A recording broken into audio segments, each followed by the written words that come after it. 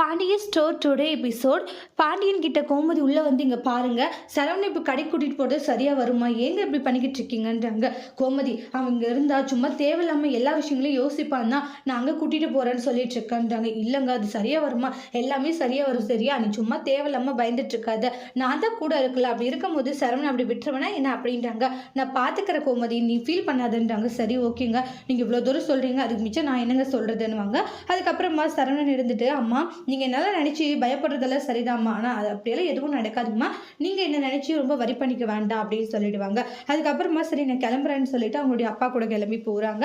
அதுக்கு அடுத்து தான் நம்முடைய மயிலுடைய குடும்பத்தில் ஆளாளுக்கு எல்லாருமே ரொம்ப சோகத்தோடு எல்லாருமே ஃபீலிங்கில் இருப்பாங்க. அப்புறம் பார்த்து நம்மளுடைய மீனா வராங்க.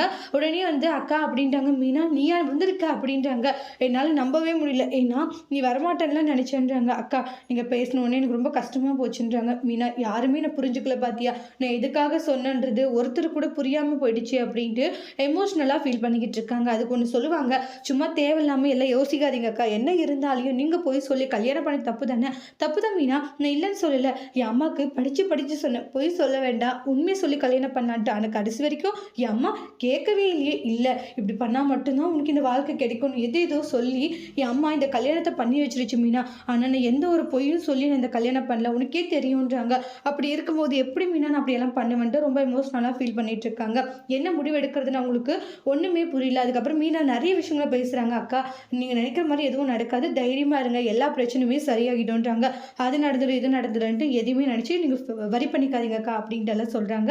நாங்கள் இருக்கோம் இல்லையா அக்கா அப்படின்ட்டு எல்லாம் சொல்கிறாங்க. மீனா நீ இப்போ பேசின பிறகுதான் மீனா என் மனசுக்கு ஒரு மாதிரியான ஆறுதலாகவும் நிம்மதியாகவும் இருக்குன்றாங்க. நீ வராதுக்கு முன்னே வரைக்குமே நான் ரொம்ப அப்செட்டாக தான் இருந்தேன், இப்படி ஆகிப்போச்சு, நம்மளை யாரும் புரிஞ்சுக்கலையேன்ட்டு நினச்சி நான் ரொம்ப கவலைப்பட்டுக்கிட்டு இருந்தேன். ஆனால் இப்போ நீ வந்து என்கிட்ட ஒரு 4 விதமாக பேசின பிறகு தான் மனசுக்கே ஒரு மாதிரியான நிம்மதி சந்தோஷம் இருக்குது அப்படின்றாங்க. சரிங்கக்கா உடம்பு பார்த்துக்கோங்க, டைமுக்கு சாப்பிடுங்கக்கா, சும்மா தேவையில்லாமல் எல்லா விஷயங்களையும் பற்றி யோசிச்சுட்டு இருக்காதுங்க சரிங்களான்றாங்க. சரிக்கா நான் போயிட்டு வரேன்றாங்க. அப்புறம் ஹக் பண்ணிவிட்டு ரொம்ப தேங்க்ஸ் மீனா, நீ என்ன இவ்வளோ தூரம் பார்க்குறதுக்கு வந்து என்கிட்ட பேசிட்டு போகிற, இதெல்லாம் நினைக்கும் போது எனக்கு சந்தோஷமாக இருக்கா. அம்மா வீட்டில் இருக்கவங்களாம் எப்படி இருக்காங்கன்றாங்க. எல்லாரும் அப்படி தான் இருக்காங்க, மாமா எப்படி இருக்காங்க, எல்லாருமே அப்படி தான் இருக்காங்கக்கா, எல்லாம் சரியாகிடுவாங்கக்கா அப்படின்றாங்க. சரிக்கா நான் போயிட்டு வரேன்றாங்க. சரி மீனா அப்படின்னு சொல்லிடுவாங்க. அதுக்கப்புறமா பார்த்தீங்கன்னா கோமதி வந்து ரூமில் உட்காந்து ரொம்ப வரி பண்ணிக்கிட்டு இருக்காங்க. அப்போ வந்து பார்த்தீங்கன்னா கதிர் இருந்துட்டு, என்ன நீ மட்டும் இருக்க, இல்லை எங்கே போயிட்டாங்க, அதுவா அரசி வந்து காலேஜுக்கு போயிட்டா, அம்மா எங்கே உள்ளே இருக்காங்க சாப்பிட்டாங்களா அப்படின்றாங்க. அவங்க இன்னும் சாப்பிடவே இல்லை, கூப்பிட்டாலுமே நான் வரமாட்டேன்னு சொல்லிட்டாங்க. எங்கே போகிறேன் வர இருன்றாங்க. அம்மா வந்து சாப்பிடுமா, இப்படியே வரி பண்ணிக்கிட்டு இருந்தாலும் சரியாகிடுமா என்ன அப்படின்றாங்க. டே மனசெல்லாம் அவ்வளோ கஷ்டமாக இருக்குடா கதிர்ன்றாங்க. அந்த மயில் இப்படி ஒரு கேவலமான ஒரு காரியத்தை பண்ணிட்டு போவான்ட்டு கனவுல கூட நினச்சி பார்க்கலடா, நான் எவ்வளோ நம்பின தெரியுமா அவளை, ஆனால் இன்னைக்கு இப்படி ஒரு மோசமான ஒரு வேலையை பண்ணியிருக்கடா, கொஞ்சம் கூட மனசாச்சே இல்லைடா, நம்மளை பற்றி எல்லாம் யோசிச்சிருந்தா இப்படி ஒரு காரியத்தை பண்ணியிருப்பாளாடான்றாங்க.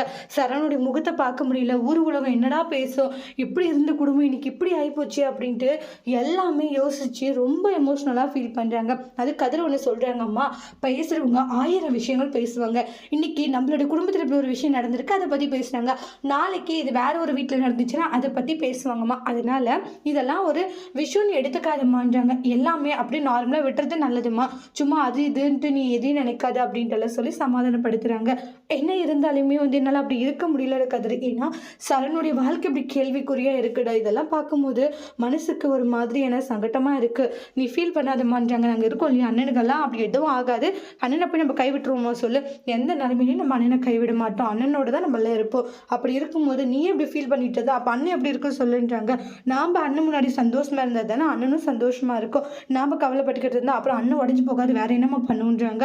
அதனால நீ இப்படி அழுதுட்டு இருக்கிறத விட்டுட்டு அடுத்தடுத்து என்ன வேலைன்றதை மட்டும் பார்க்கலாமா நம்பன்றாங்க. என்னம்மா புரியுதா, சரிடா கதிர் நீ இவ்வளோ தூரம் சொல்கிற அப்படின்ற மாதிரி சொல்லுவாங்க.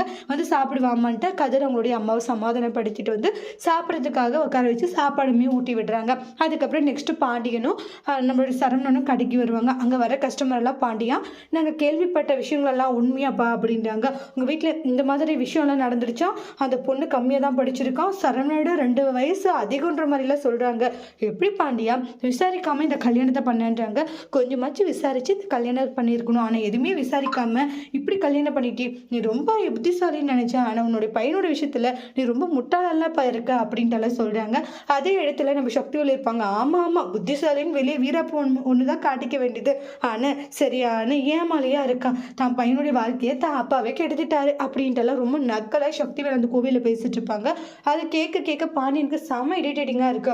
அப்போ சரவணன், அப்பா பேசுகிறவங்க என்னத்தையும் பேசிட்டு போட்டுப்பா, நீங்கள் பெருசாக எடுத்துக்காதீங்க, வாங்க போகலாம் அப்படின்ட்டு அங்கேருந்து கூட்டிகிட்டு போகிறாங்க. சரவணா, அப்பா உன்னுடைய வாழ்க்கையை அழிச்சிட்டுனாடா அப்படின்றாங்க. அப்பா சொல்கிறவங்க சொல்லுவாங்க, நான் அதை சொல்கிறேன்லப்பா, என்னுடைய வாழ்க்கையை எந்த காரணத்துக்கு கொண்டும் நீங்கள் அழிக்க மாட்டீங்கப்பா, நடக்கணும்னு நடந்திருக்கு, அது நடந்துருச்சுப்பா, அதனால நான் அதை பெரிய விஷயமா எடுத்துக்கல, சரிங்களா? சும்மா ஊர் உலகத்தில் இருக்கிறவங்க 1000 பேசுகிறாங்கன்றதுக்காக நீங்கள் இப்படியெல்லாம் மனசை போட்டு வருத்திக்காதீங்க, சரிங்களான்றாங்க. நீங்கள் தைரியமாக இருங்கப்பா அப்படின்ட்டுலாம் சொல்கிறாங்க. இருந்தாலுமே வந்து என்னால் தான் உனக்கு இப்படின்ற போது எனக்கு மனசுக்கு ஒரு மாதிரியான கஷ்டமாக இருக்குப்பான்றாங்க. என்னால் நார்மலாகவே இருக்க முடியல அப்படின்ட்டுலாம் ரொம்ப ரொம்ப எமோஷ்னலாக ஃபீல் பண்ணிக்கிட்டு இருக்காங்க. அதெல்லாம் ஒன்றும் இல்லை, நான் ஓகேவாக தான் இருக்குன்ற மாதிரி சொல்லி கூட்டிகிட்டு போகிறாங்க. அதுக்கப்புறமா பழனி சுகன்யாவுடைய கடையை தான் காமிப்பாங்க. ஒரு பொருளை கேட்பாங்க, அது இன்னும் வரலன்ற மாதிரி சொல்லிடுவாங்க. அது நேற்றே வந்துடுச்சிங்க, நேற்றே வந்துடுச்சுன்னு சொன்னேன் இல்லை, அப்படியா மறந்துட்டேன்றாங்க. அந்த பொருளை கொடுத்துட்டு சித்தி சித்தப்பாக்கு ஞாபகம் ஃபுல்லாக எங்கே இருக்குது சித்தி, பொருள் வந்தது கூட தெரியாத அளவுக்குலாம் இருக்காரு அப்படின்றாங்க. அதுவாடா உன் சித்தப்பாக்கு அந்த வீட்டில் இப்போ என்ன நடந்துட்டுருக்கோ, இப்போ நீ வேறு இந்த மாதிரி விஷயத்த சொல்லிட்டியா, இப்போ கவலை ஃபுல்லாக அங்கே போயிடுச்சுன்றாங்க. என்ன இருந்தாலும் சுகன்யா, அந்த குடும்பத்தை நினைக்கும் போது கஷ்டமாக இருக்காது. சரவணன் எல்லாருக்குமே நல்லது நினைக்கிற ஒருத்தன்றாங்க. நான் அவனுடைய வாழ்க்கையில் இப்படி ஒரு புரட்டி போடுற ஒரு விஷயம் நடக்கும்போது அதை பார்த்துட்டு எப்படி இருக்கிறது சொல்லுன்றாங்க. என்னால் அதை நார்மலாகவே ஏற்றுக்க முடியல. யாருக்கு ஒரு கஷ்டம்னாலும் முன்னாடி வந்து நிற்கிறவன் ஆனால் அவனுக்கே வந்து இப்படி ஒரு நிலைமை நினைக்கும் போது கஷ்டமாக இருக்குது. கடவுள் ஏன் தான் இப்படி நல்லவங்களை மட்டும் சோதிக்கிறான்னு எனக்கு தெரியல. ஏங்க, உங்களுக்கு என்னதான் வந்து அடிபட்டாலும் உங்களுக்கு புத்தியே வராது இல்லைன்றாங்க. அந்த அளவுக்கு உங்களுக்கு கேவலமாக அசிங்கமாக பேசுகிறாங்க. ஆனால் நீங்கள் திரும்ப திரும்ப அந்த குடும்பத்துக்கு பின்னாடி தான் போகிறீங்க. எப்படிங்க உங்களால் இப்படியெல்லாம் இருக்க முடியுது? உங்களுக்கெல்லாம் கொஞ்சம் கூட மனசாட்சின்றதே இல்லையா? சுகன்யா, யார் என்ன சொன்னாலே அந்த குடும்பம் ஒரு காலத்தில் என்னை நல்லா பார்த்துக்கிச்சு, சரியா? இப்போ ஏதோ ஒரு விஷயம் தப்பாக புரிஞ்சுட்டு அவங்க அப்படி பேசுகிறாங்க. அதுக்காக அவங்க என்னுடைய அக்கா இல்லைன்னு ஆயிடுமா, என்னுடைய மச்சான் இல்லை அக்கா பசங்க இல்லைன்னு ஆயிடுமா சொல்லுன்றாங்க. உங்களுக்கெல்லாம் புத்தியே வராதுன்றாங்க. சித்தி, ஏன் சித்தி சித்தப்பா இப்படி இருக்காரு? அவரை விட அவர் எப்பவுமே அப்படித்தான்றாங்க. எங்க இப்படியே வந்து அக்கா குடும்பம் அக்கா பசங்க குடும்பம்னு இருந்தீங்கன்னு வச்சுக்கோங்க, அப்புறம் நீங்கள் என்றைக்கும் உருப்படவே மாட்டீங்கன்றாங்க. அவங்கெல்லாம் உங்களை என்ன ஆளுங்கன்னு கூட மதிக்க மாட்டேங்கிறாங்க. ஆனால் நீங்கள் என்னடுன்னா திரும்ப திரும்ப அவங்க தான் முக்கியம், அவங்க தான் இருக்கீங்க. ஏங்க இப்படியெல்லாம் இருக்கீங்க? கொஞ்சமாச்சு இந்த உலகத்தில் இந்த சொசைட்டியில் யார் நல்லவங்க யார் கெட்டவங்கிறது புரிஞ்சுட்டு இருங்கன்றாங்க. அதை விட்டுட்டு எல்லாருமே நல்லவங்க நினச்சி வாழ்ந்துட்டு இருக்காதிங்க, சரிங்களா? இங்கே சில பேர் வந்து நம்ம பின்னாடியும் பேசுகிறவங்க இருக்காங்க, நம்மளுடைய முன்னாடியும் பேசுகிற மாதிரி இருப்பாங்க. அதனால சொல்கிறத நல்லா யோசிச்சு பாருங்கன்றாங்க. சும்மா அவசரப்பட்டு அதை பண்ணுறேன் இதை பண்ணுறேன்ட்டு ஏதாச்சும் ஏடா கூடமாக ஏதாச்சும் பண்ணி வைக்க போகிறீங்க. என்ன சொல்கிறது புரிஞ்சுதான் இல்லையா அப்படின்றாங்க. புரிஞ்சுதுன்றாங்க. ஆமாம், புரிஞ்ச மட்டும் அப்படியே சொன்னதை செஞ்சுட்டு போகிறீங்க. நீங்கள்லாம் என்னைக்கு தான் திருந்து போகிறீங்கன்னு எனக்கு தெரியலங்கன்றாங்க. சுகன்யா, எப்போ பார்த்தாலும் அக்காவுடைய குடும்பத்தை ஏதாச்சும் உனக்கு சொல்கிறதே வேலையை போச்சான்றாங்க. நான் எதுக்கு அப்படி சொல்கிறேன்? அவங்க பண்ணிட்டு இருக்கிறது தப்பு தானே. அவங்க பண்ணிட்டு இருக்கிறத நினைக்கும் போதெல்லாம் எனக்கு அவ்வளோ கோவமாக வருதுன்றாங்க. இத்தனை வருஷமா தான் அக்கா கூட இருந்தீங்க, தான் அக்கா கல்யாணம் பண்ணிட்டு போனாங்க, கூடவே போனவங்க தானே நீங்கள். ஆனால் அப்படியெல்லாம் இருந்து போட்டு உங்களை பற்றி உங்களுடைய அக்கா புரிஞ்சுக்கல. யார் புரிஞ்சுக்கலைனாலே உங்கள் அக்கா புரிஞ்சிருக்கணும்ல. ஏன் உங்கள் அக்கா பையன் கதிர் உங்களை புரிஞ்சிருக்கிற அளவுக்கு கூட உங்கள் அக்கா புரிஞ்சிருக்கல, ஏன் புரிஞ்சுக்கலன்றாங்க.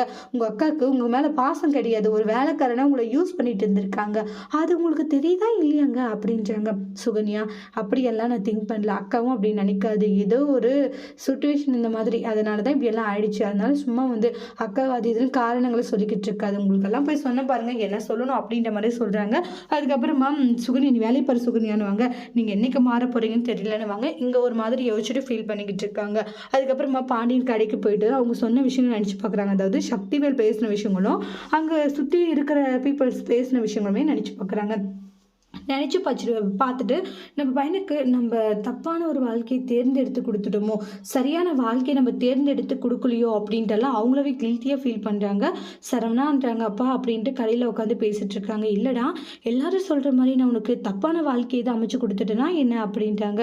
அப்படியெல்லாம் ஒன்றும் இல்லையப்பா, ஏன்ப்பா அப்படி கேட்குறீங்க? இல்லைடா, எல்லாரும் சொல்கிறத பார்த்தா அப்பா உன்னை தப்பான ஒரு வாழ்க்கையை தான் நான் இது பண்ணி கொடுத்துட்டணுன்ட்டு கில்ட்டியாக எனக்கே ஃபீலாக இருக்குன்றாங்க. அப்பா சொல்கிறவங்க 1000 சொல்லுவாங்க, சரிங்களா?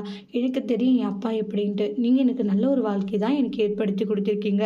அவங்க சொல்கிறாங்க இவங்க சொல்கிறாங்கட்டெல்லாம் நினச்சி நீங்கள் வரி பண்ணிக்காதீங்கப்பான்றாங்க. என்றைக்குமே நீங்கள் ஒரு பெஸ்ட்டு அப்பாவாக தான் எனக்கு இருந்திருக்கீங்க அப்படின்றாங்க. அதனால சும்மா தேவையில்லாத விஷயங்களெல்லாம் யோசிக்காதீங்க அப்படின்ட்டு சமாதானப்படுத்திட்டு இருக்காங்க. உண்மையாக தானே சொல்லிட்டு இருக்கா அப்பா, உண்மையாக தான் சொல்லிட்டு இருக்கா, ஒரு பிரச்சனை இல்லைப்பா, நான் நல்லா தான்ப்பா இருக்கேன்றாங்க. நீங்கள் இதெல்லாம் பேசிகிட்டு இருக்காதீங்க. நான் டிவோர்ஸ்க்கு வந்து நோட்டீஸ் அனுப்பிச்சிட்டேன்ப்பா மயிலுடைய குடும்பத்துக்கு, இன்னாரும் மயில் அதை பார்த்துருப்பா. என்னடா இவ்வளோ சீக்கிரமாப்பா டிவோர்ஸ்க்கு அப்ளை பண்ணுறேன்னு சொன்னேன்லப்பா, அந்த நோட்டீஸும் போயிடுச்சு. இனி எனக்கு அப்படி கூட ஒருத்தி வாழணுன்ட்டு எனக்கு எந்த ஒரு அவசியமும் கிடையாதுப்பான்றாங்க. அப்படி ஒருத்தி கூட இனி நான் வாழவும் மாட்டேன்ப்பா. ஒரு நரக வாழ்க்கையா இருக்கு அவ கூட வாழ்றது. இனிமேல் அவ எனக்கு தேவையே கிடையாதுப்பா அப்படின்றாங்க சரவணா. என்ன இருந்தாலும் அப்பா என்னோட லைஃப் இப்படி ஆயிடுச்சுன்ட்டு நான் ஏதாச்சும் பண்ணிப்பேன்னு நினைக்காதீங்கப்பா. அப்படியெல்லாம் பண்ணிக்க மாட்டேன். இல்லைன்னு எனக்கு வாழ்க்கையே இல்லையாப்பா. நீங்களாம் இருக்கீங்களாப்பா. எனக்கு அதுவே போதுன்றாங்க. சரவணனை ஹக் பண்ணிட்டு ஃபீல் பண்ணுறாங்க பாண்டியன். அதோட இந்த எபிசோட் முடிச்சிருக்காங்க. தேங்க்யூ.